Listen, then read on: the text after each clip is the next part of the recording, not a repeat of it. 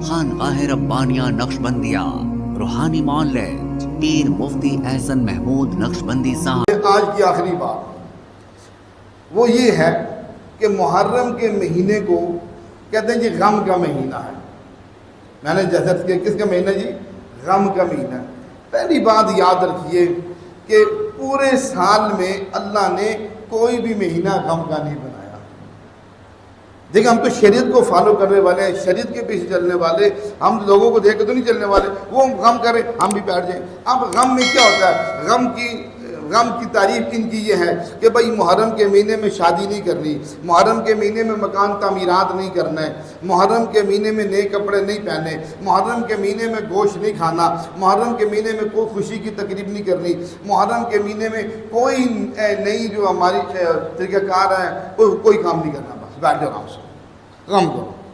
محرم کا مہینہ غم کا مہینہ۔ دیکھیے اگر غم کا مہینہ ہوتا کس کی توجہ کیجیے گا، کس کی وجہ سے غم کر رہے ہیں؟ چلو نواز رسول کی وجہ سے، حضرت سیدنا حسین رضی اللہ تعالیٰ عنہ نواز رسول نا ان کی وجہ سے غم کر رہے ہیں، اس لیے یہ غم کا مہینہ ہو گیا۔ اگر نواز رسول کی وجہ سے غم کا مہینہ ہے تو 12 ربیع الاول جس مہینے میں حضور کا وصال ہوا، دنیا سے پردہ فرمایا، اب حضور کی جدائی سے بڑھ کر ہمارے لیے کس کی جدائی ہو سکتی ہے؟ تو سارا مہینہ ربیع الاول کا غم کا مہینہ کر لیں۔ اب دیکھیں ربیع الاول کے مہینے میں وصال بھی ہوا، ولادت بھی ہوئی، دونوں چیزیں ہوئی، لیکن اب ہماری امت ولادت کی خوشیاں مناتی ہے، وصال بھول جاتی ہے کہ بھی وصال بھی تو ہوا، پردہ فرمایا آپ نے اس مہینے میں پردہ فرمایا۔ تو غم کا مہینہ ہوتا تو پورے سال میں سب سے بڑا غم کا مہینہ 12 یہ ربیع الاول کا مہینہ تھا ہمارے لیے۔ ہم ربیع الاول کے مہینے میں غم کرتے ہمارے حضور دنیا سے چلے گئے۔ جب حضور پاک صلی اللہ علیہ وسلم کی ولادت پر اس دن ہم خوشیاں منا رہے ہیں اور نواز رسول کی شہادت پہ غم کر رہے ہیں، اور اس پورے مہینے کو غم کا مہینہ کرا دیا۔ کوئی بھی کام، گوشت نہیں کھانا، نئے کپڑے نہیں پہننے، مکانات کی تعمیرات نہیں کرنی، کوئی سفر نہیں کرنا، کوئی کچھ بھی نہیں کرنا، آرام سے بیٹھے رہو، یہ غم کا مہینہ ہے۔ تو یہ غم کا مہینہ نہیں ہے۔ غم کا مہینہ کہنے والے یہ خود سمجھیں کہ خود بہت بڑے جاہل ہیں، یہ ان کی جہالت کا بولتا ثبوت ہے۔